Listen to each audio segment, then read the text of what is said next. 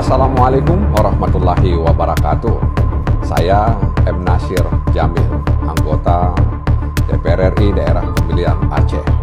Mengucapkan selamat atas deklarasi dan pengukuhan serta pelantikan pengurus Dewan Pimpinan Pusat Partai Perjuangan Aceh. Semoga ini adalah momentum untuk menghadirkan demokrasi di Aceh yang lebih sehat. Kehadiran Partai Perjuangan Aceh adalah bahagian untuk menyemarakan demokrasi dan elektoral di Aceh ke depan.